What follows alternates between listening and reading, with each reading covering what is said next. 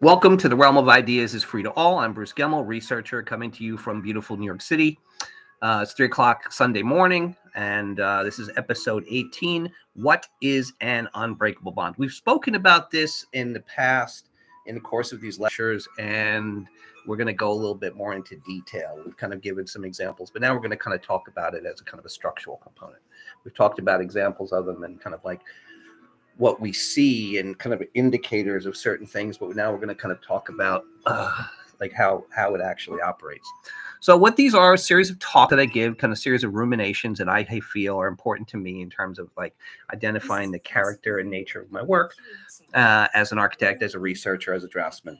So this is I think a very important piece in terms of like societally, in terms of the kind of progress of culture. So it's kind of something that I feel has an indicator in many ways. So we're going to kind of talk a little bit about the structural component of a proto-metaphor and or a societal metaphor, an unbreakable bond. So started these lectures or ruminations back in December of 2024. Started with actually the operation of the metaphor, and then kind of like saw that not just as what most people think of it as a literary source. We talked about aspects of kind of Chomsky, Bernowski. We talked about Bernowski's kind of criticism of Chomsky and his kind of somewhat kind of arrogant and kind of like inconsequential understanding of language in terms of the aspect of the metaphor. I kind of think that I kind of take off from that in terms of understanding it as a kind of like a natural or organic thing, not necessarily a kind of man-made thing. It's something that's discovered in language, but it exists as a natural organic component.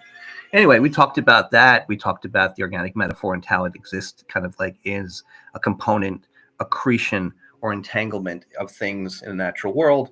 We talked about it in terms of how it basically accrues over time, and with things move to a level of greater sophistication from a greater simplicity. Next thing, we talked about it aesthetically, which is what we feel, is kind of something more comfortable. But I talked about the component of the fact that concepts basically are what combine and allow us to kind of create new concepts, and that they're kind of like unforeseeable. So we talked about the fact that what I came to understand, this was something I didn't really understand when I started this, was the fact that the foreseeability was something that can only basically be capable if one had ultimate perspective. That the perspective of the generation of the metaphor was something that you would basically allow you to kind of like not foresee the totality of the metaphor. So basically, if there was, say, in a kind of like Newtonian or a kind of whitehead nature of God, which is kind of like a component of kind of like ultimate perspective. In that case, theologically, there would be the possibility of an ultimate perspective, that one would be able to kind of have every perspective on kind of like on an object.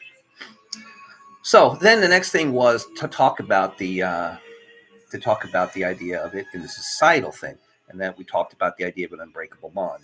And what we talked about, we gave an example of the fact that a good example of an unbreakable bond was how we had seen in primitive times how certain things are linked and they become useful and they're kind of used. But then over time, we get the ability to kind of critique these things and improve these things. And as a result, we can see the benefit culturally. So an example was the fact that in kind of times of kind of superstition or religion, we had this relationship between technique and religion or superstition.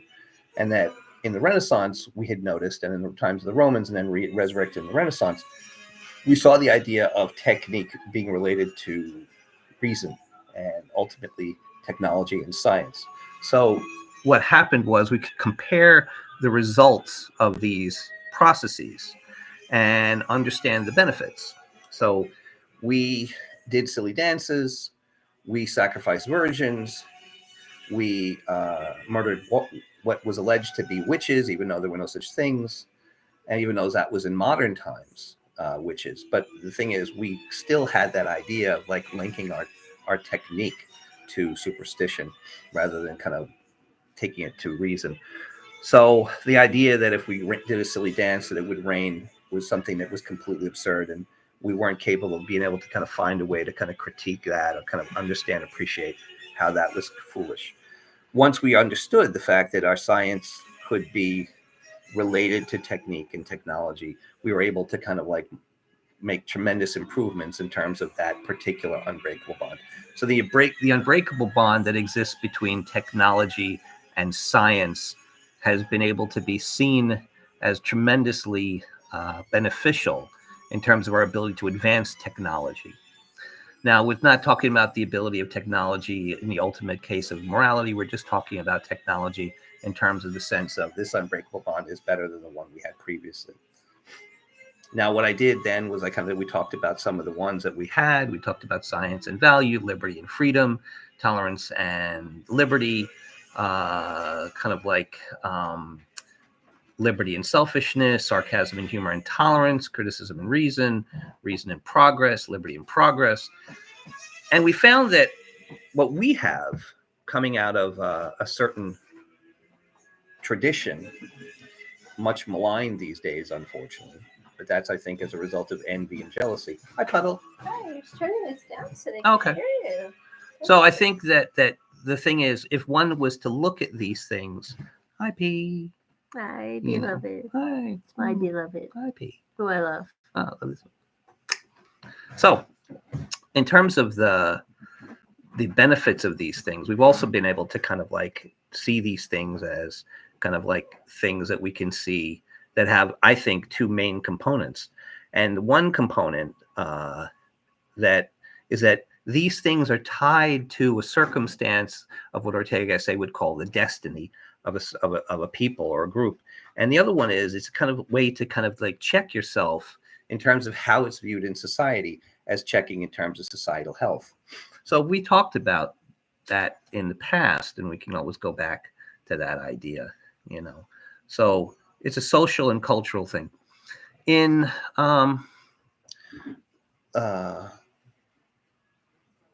Whitehead's talk about ideas, the adventures in ideas, he kind of comes across these things that kind of he sees similar to this process. I don't know if I don't know if he would agree completely. I'm not a Whitehead scholar, but I kind of like have benefited tremendously from reading his works. He does state the fact that there are certain things in that there is a progress to society, and that there is this kind of like movement towards sophistication and complexity and intricacy from simplicity. And I think that there are. It's not a given, but it's a kind of it's a struggle, and it's a path, not unlike what Darwin talks about in The Origin of Species. I mean, there are adaptabilities, there are kind of circumstance, and there are basically circumstances that maybe become terminal. So let's kind of take it. We've kind of listed some of these. One of the things I love is a kind of relationship. We've talked about liberty and freedom. I believe that a lot of people kind of talk about these words as if they're kind of interchangeable and don't really know the kind of subtle difference. Social liberty is something that's granted to individuals by a society. Freedom is an existential reality, philosophically and existentially, that kind of exists in terms of your kind of like epistemology or ontology. It's a metaphysical concept that you kind of contend with. You're constantly being asked to choose. You're constantly being asked to kind of move between options.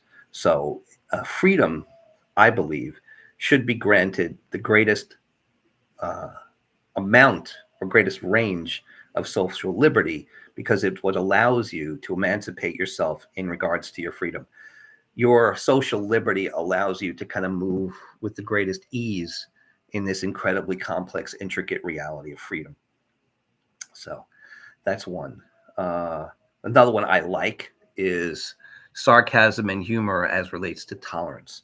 Tolerance is a liberal principle that right now, I would say, is something that we need to kind of look at in order to kind of see the indictment of our societal health. Now, so like I said, the two things that I say are kind of both components is that the unbreakable bonds are generated by people's ability to use their creativity and imagination in order to kind of create these things, in order to be able to manifest their destiny in terms of their circumstance. So it's a creative act. It's a generative, it's a socially creative act. And it's something that you kind of have as a circumstance that allows you to kind of pin down the specific things that will allow you to kind of manifest that destiny or fall below it. There's a bigger problem later we'll go into. Maybe I don't know if I will. It's because it's not really related to my work, but I mean, it kind of like might have a consequence. Anyway, so we find that we create these unbreakable bonds, and that we kind of see them as kind of generated by each generation as they come about to understand their destiny. So the drama that Ortega talks about as I, myself, and my circumstance is really the creation of these things in order to kind of create a roadmap between myself and the kind of next generation that comes behind me, and we'll have to kind of do this exercise all over again. So it's a kind of piecemeal movement towards progress. Also something that in the organization of ideas in aims of education, Whitehead speaks about this as well, in terms of the fact that what he would like to do, if it was possible, is talk about this science in terms of its aspect and what it could possibly be. So the other aspect is the idea that, like, how these things are viewed are the way in which we understand, are we falling below ourselves, or are we kind of achieving our goals? One of the things I talked about before, because when I talked about this, it was about the idea of kind of seeing a certain indictment of societal health as a result of using the unbreakable bond to kind of chart that. And it was something that I felt was something that was important to kind of understand that other aspect. It's kind of like a kind of a compass. It allows you to see the true bearing, and either you kind of like understand that you're not appreciating this, just the same way as if you tend to discipline yourself in terms of the things you need to kind of move forward. If you're a trekker, if you're an adventurer, you want to make sure that your equipment is clean, that your equipment is sound, and your equipment is going to basically allow you to traverse the places you're going to have to use it. So when you abuse those things, it kind of becomes something that you have to ask yourself, hey, why are you doing this? We've talked often about the idea of criticism, and the fact that, like, what I've said is that, like, criticism is an incredibly valuable thing, in the fact that, like, it allows us to see the relationship between, kind of like reason and progress. So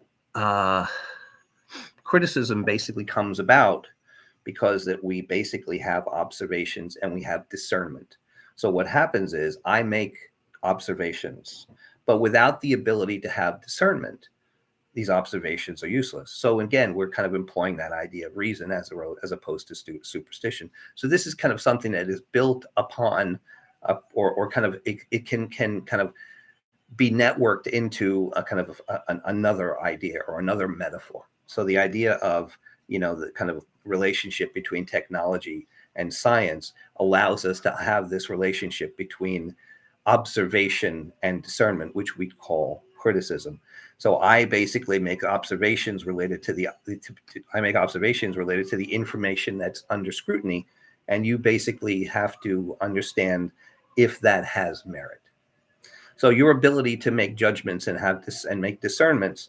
And we talked about this a couple of weeks ago when we were talking about the difference between judgment and understanding. And I feel that one of the other things that I find is troubling is the fact that we live in a time where people feel completely comfortable making judgments, even though their judgment will reveal a complete lack of understanding of the subject. Now, to me, someone can make a completely unsubstantiated judgment and it's absolutely worthless, but they feel as if the judgment itself has merit, not understanding that unless there is some kind of understanding of what it is that's being under scrutiny, it's just going to expose an absolute ignorance. So going back to that. So back to the idea of kind of like sarcasm and humor, or tolerance, because that what happens is the other aspect is not only do we find and generate these things in terms of our creative spirit as we kind of come to our particular generational destiny, and we understand our destiny and try to piece together tools, intellectual tools, societally, in order to move towards these things, because we are social species. We also can check back on them to see if they need maintenance and if they're performing well or if we've abused them. So two things we'll talk about, which we've talked about before, is like this idea of being able to kind of like indicate if the societal health is basically indicated in the way in which the unbreakable bond is viewed in our society. Now, what I had spoken about before was the fact that criticism, right, which is an incredibly vital aspect of our society, is under siege. And this is a very telling and very kind of severe problem. I don't believe there's any more kind of like courteous and respectful thing that you can do than offer criticism. Criticism is one of those things that is the highest form of praise intellectually that you can kind of like conduct yourself in as relates to any other person or their ideas or their objects that they create. It shows that you have actually taken the time to understand, appreciate, and respectfully comment as to the consequence that you see, right, in relation to these things. So it is completely linked to an attempt to understand and appreciate. And without that, there really is no point. So that, again, people may see criticism as a judgment, but the judgment is worthless if it illustrates no understanding. So in that case, I think that when people use judgment as a substitute for criticism, right, it shows the fact that they're kind of missing the point, that they're not using understanding as the base premise from which they spring their proclamations. So in this case, you don't see that actually leading to anything of consequence. Kind of like, it's just kind of like what children do. It's like they just kind of call each other names. But on the other hand, criticism is a much more vital, consequential thing. So what you see here is that societally, we have uncoupled this unbreakable bond. Now, the reason I call it unbreakable bond, and I kind of come up with this term, is that things can uncouple and be coupled. So they're unbreakable while they're useful. But the moment they lose their usefulness, they obviously fall apart. So, like, we'll go back to our early idea, the idea that superstition and technique were an unbreakable bond in the fact that, like, it was what we used and it had a certain utility. Later on, we came to understand that there was a greater utility to be had by breaking that bond and forming another one. So what happens is these bonds can be broken also at our expense. So we make these bonds and we hold them and they kind of do us benefit. And we should be able to kind of societally understand which ones need to be remediated. But at the same time, if we don't adapt properly and we don't pay attention, we can unfortunately do something that's detrimental. Now, at the time when people start to say as if, like, understanding science, math, logic, reason, things like this are somehow negative to a society and kind of like start to kind of impose themselves in a negative way in terms of other things, this is absurd. Because these things have not demonstrated a consequence that makes it so that we would make this that we would uncouple this unbreakable bond and form another one. What we would be doing is basically digressing and going back to a superstitious-based technique. And we've talked about the relationship between tradition and culture. One of the things that I think allows us to consider the West a culture is because it basically puts conditions on its existence, which is that it understands persistence, but it basically understands that there's a desire that could conceivably be the reason why one chooses conditions. Like I said, the first great invention of Western society, or the greatest invention of culture, the first cultural inventions, is not writing. The first cultural invention is suicide. Because what it does is, for the first time, it puts conditions on persistence. Tribes and primitive social groups did not understand the idea of questioning the persistence. It was just basically, it was an impulse that was followed. And I think we see that, that we used to see that in terms of primitive people and animals. We now realize that, like, not only is that not true, it certainly doesn't exist in animals, and animals do commit suicide. Even, we even have apoptosis, which is kind of cell suicide, where parts of the body actually kind of like intentionally. It's programmed cell death. Yes, it is. So we even see it as in a kind of cellular level, in the fact that, like, now, do cells have consciousness? I believe they do. But again, we understand that, like, my vegan friends were all in crisis when they realized that plants and vegetables had primitive nerve structures and they felt sensations. And then they realized, because their whole value was like, I don't eat food because, I don't eat meat and things like that because it's a conscious being. And then they realized, like, oh my God, plants are conscious being too.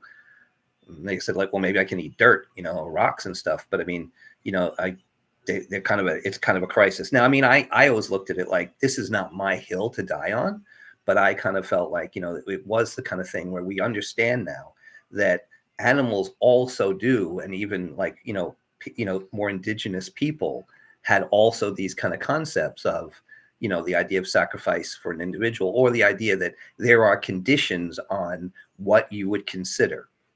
We talked about the fact that my existential crisis that has existed in my life was the fact that, being born in 1959 and kind of like being in the shadow of the World's Fair in Queens, my feeling was, at 65 years old, which is where I am now, I'll be 66 in a few weeks.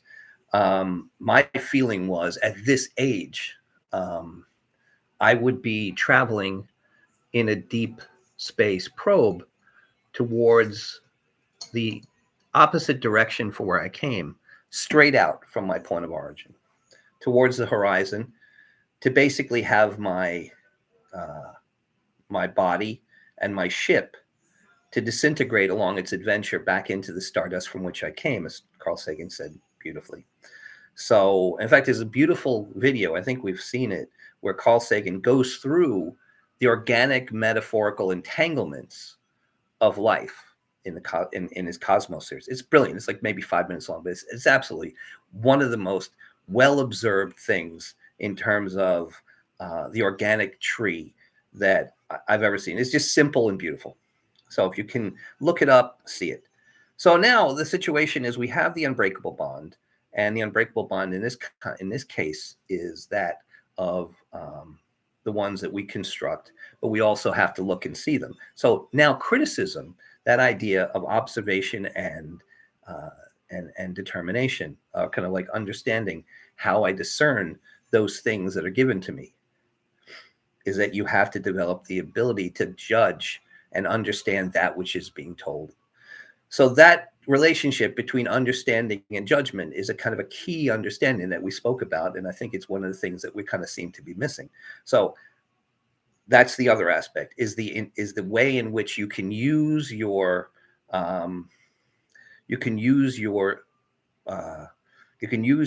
intent, your unbreakable bonds, to check yourself in terms of where you are, in terms of your destiny, in terms of your goals.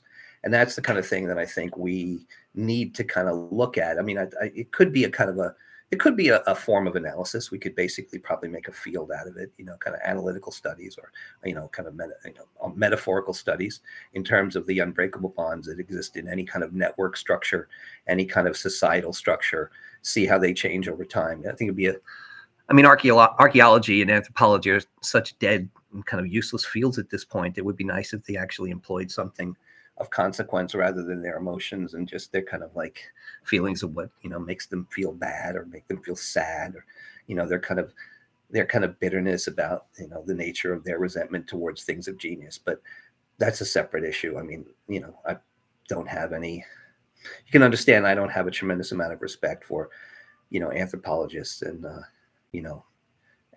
they just kind of seem to be just silly right now, and not in a beneficial Monty Python type. Seriously, they're just kind of like ridiculous. So, so now, we get to the point where we kind of see in certain things an indictment of our societal health, that we're programmed to move towards a certain kind of circumstance in terms of our destiny, has shown some some points of stress that need to be addressed. Like I said, I mean, criticism needs to be given the respect and admiration that it deserves. I mean, one of the things that I think we need to look at is that we need to respect and admire those things that are, in our case, of most consequence and value. And criticism is probably the greatest form of intellectual operation that we have. It's a joke. I call anthropologists Skull chasing feldspar jockeys. That's funny. That's funny. Isn't it funny? Yeah. It's like P. Yeah, anthropologists, archaeologists. I mean, I'm not. I mean, look, they even have PhDs for it, which I think is kind of silly because I kind of think that the whole thing could be done in a weekend. Could maybe do like an online course. But again, I don't. But this would be in a way that they could actually reintroduce something of consequence. Rather than just kind of like resent the people of genius that they kind of like can't own up to, can't measure up to. So then we kind of look at the fact that, society generates these opportunities to construct these things, and we kind of move deeper into our understanding of our society. It becomes more intricate, more capable, more adaptable, and more likely to kind of stop us from becoming part of the fossil record. Just the same way that we kind of like are at this point Homo sapiens, but I mean, we will be something beyond this, just as we were something prior to this.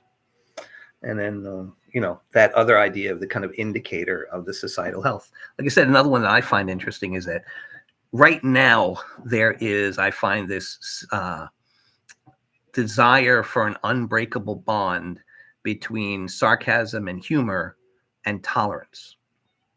I feel as if one of the great ways to check an individual is with sarcasm and humor. I think that the great social, probably like, these guys did more for archaeology and anthropology than anyone has in the last probably 100 years, was the Monty Python troupe and the Marx Brothers. They were capable of kind of checking society by kind of like provocatively questioning things through comedy. And you could see the way in which people reacted as an indicator of a lack of societal health. So I believe that an individual who kind of like is way, way too uptight and incapable of being able to be joked with or funned with, is a person you have to be skeptical of, because you look at the fact that, is this person capable of the humility and the integrity to be able to kind of like do the work to understand the relationship between understanding and judgment and discernment and criticism and discernment. So if you can't deal with a joke, how are you going to deal with observations related to the work that you're trying to do that has a consequential societal reality? So I think the pettiness, bitterness, and kind of like fragility that we kind of see in our society is an indicator of the fact that we need these people to move aside. And maybe the realm of ideas is not for everyone. Just like I say, life is not for everyone. Life is something that you really should appreciate. But at the same time, you put conditions on it. Like I said, when my destiny was taken away from me, and instead of being a deep space adventurer, I was, at 30 years old, listening for the TV or the radio to go like, boo, this is a test of the emergency broadcast system. So that same technology that was to create rockets, right? One of the things that happened was, we were supposed to take rockets and fire them into space. Then some idiot decided we can fire them at each other. And I thought to myself, stupidity really is something we have to be careful about. In fact, I recently kind of had a situation right now. Everyone kind of like, I'm going to say something political. I don't, but it's almost unavoidable these days. Somebody was talking about the fact that Elon Musk, and they talked about his correlation to kind of some absolutely absurd thing.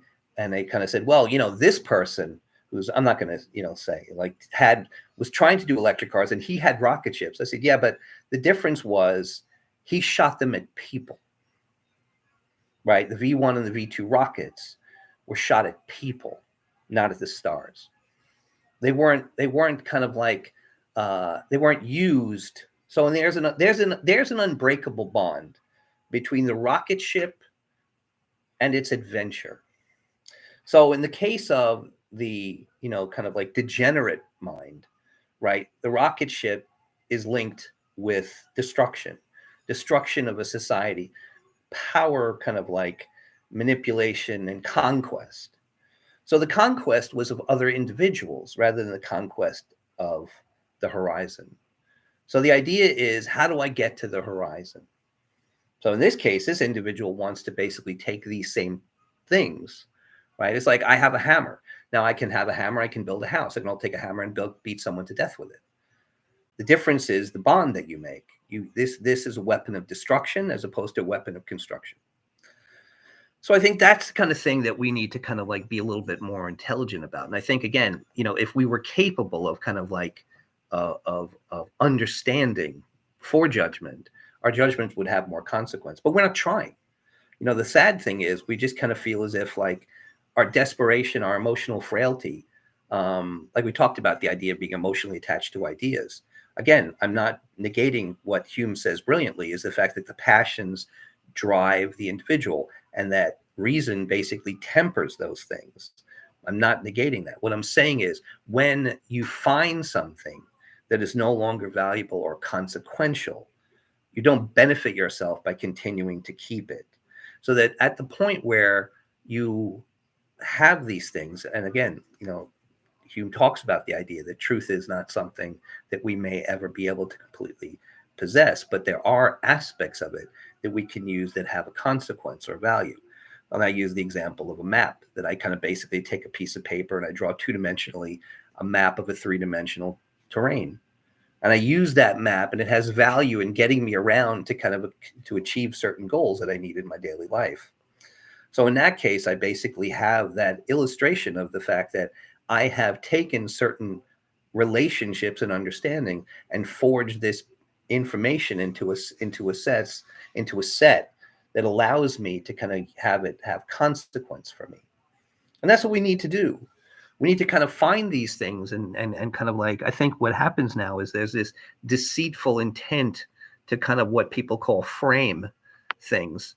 And the intent is kind of like to frame them in ways that benefit the individuals who are trying to avoid their inconsequentiality. What they're trying to do is kind of change the focus from the genius of the things that we have that we can kind of use to kind of build upon our kind of destiny and our kind of programs and our kind of going back towards a horizon of a great horizon of dreams, and kind of like pretty much just exercise their resentment at the genius that they can never measure up to. I mean, when one enters adulthood as an intellectual in a speculative venture, one is is now engaged in the genius that surrounds them and the value and consequence. And I think there's two things that one can do. The adult accepts the mature response, which is, I need to get to work. I may not ever measure to the levels of Leonardo or Einstein or Galileo or Beethoven or Mozart or Paul Klee or Van Gogh. But at the same time, these people went in the same direction in order to kind of understand things at a deeper level. The child's approach is to basically say, I don't like them, they make me feel stupid. And that, again, is an indictment of our intellectual consequence, is that people basically are trying to kind of dismiss the great things because it makes them feel stupid. But you know what? You're supposed to feel stupid. But the reality is you don't have to continue to be stupid, right? Because what you can do is elevate yourself and do the work and then say, I'm not Leonardo, right? But I am this. But, vanity, privilege, entitlement, emotional frailty, these are the things where you eventually, what I say is eventually you end up carrying the emotional baggage of other people who can't carry it themselves. So genius is constantly called to kind of like carry the emotional baggage of people who can't carry it for themselves. And I think as an individual, you have to refuse. All right. So these are some of the indications, and we've kind of gone through some of those things of how they operate, how they work. So I think this was kind of fairly good in terms of kind of talking about, and how these things kind of like come about. So, you know, that I think is clear. We have the metaphorical operation, which creates certain types of metaphor. There's the organic metaphor, the aesthetic metaphor, the societal metaphor, which is the unbreakable bond, or what I call proto-metaphor. I don't know why I call it proto-metaphor. I may take that out, but it's just the way I kind of came about it. We talked about how it comes about. It comes about as a result of kind of individuals understanding the kind of like the destiny of their circumstance and how they basically need to kind of move towards being, either kind of achieving it or falling below that. And, what I think happens is ultimately the trajectory of humanity depends on the ability to consistently not fall below the destiny of your circumstance. I see a lot of that right now, and I think what we need to do is kind of use these social metaphors, these kind of like societal metaphors, as indicators to tell us where we need to fix it, so that as they emerge and when we kind of correct these and kind of remediate them, we also understand the things we need to talk about. So the thing is, just like we have the situation we talked about, kind of sarcasm, humor, and tolerance as a kind of unbreakable bond, we also talked about the idea of like, criticism and, which is basically observation and discernment. So I make an observation, you discern the value of my observation. But that is kind of like really the lifeblood of the realm of ideas. And, I remember once I was in London at actually a fairly prestigious architectural school on a panel discussion. I had just come back from Russia, and I was on my way back, and a friend of mine kind of asked me, he goes, "Hey, if you're going to be in London, we're having this talk. Why don't you, kind of come in and kind of sit on the panel?" And I remember what was interesting was that they were kind of they were taking their end of year reviews. This is 1990. I don't know what, and what they were saying was the idea was they had replaced final reviews with a kind of opening format like you would have at a gallery. And I kind of remember there was this sense of like, hey, the process that exists in the architectural school is such that we need to be able to get what needs to be said, which is again something I've talked about, which is an incredibly difficult thing, and it's an art form in itself, is saying what needs to be said. And I believe that there's a kind of there was an attempt to try to distance themselves from this necessary circumstance because it was something that was troubling emotionally or kind of like in terms of the frailty of their egos and their vanity. And I remember saying, criticism is not is not a romantic, sentimental thing of the past. It is an essential aspect of what we do, and if we get rid of it, we do it at our expense. So in that case, I think we've kind of wrapped up here. Next week, which is 20. Let's see. We're going to talk about the importance of unbreakable bonds. Oh, it's my birthday. No, wait. No. Oh, no. Okay. No. Next week. Oh, yeah. Oh, okay. Oh, that's good. Okay. So today we talked about what is an unbreakable bond.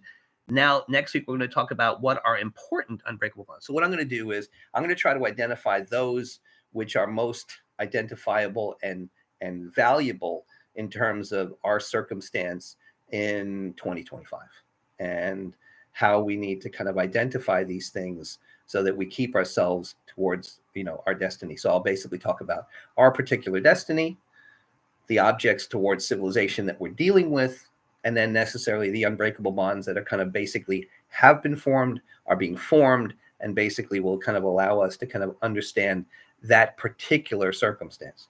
That's fun. And then after that, we'll be talking about, let's see, what is the important unbreakable bonds and the importance of unbreakable bonds. So now we've talked about what it is, right? But I think we've also kind of covered a little bit of what its importance is.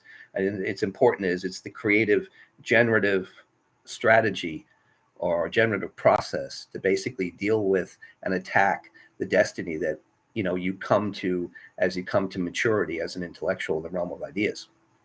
So, with that said, that's oh good. This is exciting. All right. Oh, did I have to go back and look at that one. Authority and ideas, thoughts on as regards this as an indicator of societal health. Yeah, that must have been, wow, I got to read. That sounds like a good one. I'm going to go back and listen to that. That was number 11. So that was actually before I talked about my architecture. Actually, I feel as if I kind of came about to some really, I have to do this. This will be kind of good. Maybe I'll do this after tradition and culture, which is the 27th of April. Is talk about the idea of what I feel is a conditioned organic architecture, which I think is the kind of first musings. We talked about the way in which my architecture manifests, but I haven't really gone into process. But I think as if this case, I might actually be able to do that. So maybe that, yeah, good idea. Right. Anyway, so that's it for now. And as we say, well, actually, we don't say it, I say it, but you guys can say it too. Maybe I'll get t-shirts and you can say, the realm of ideas is free to all, and it's to the benefit of all for us to maintain this. And I think now it's more important than ever.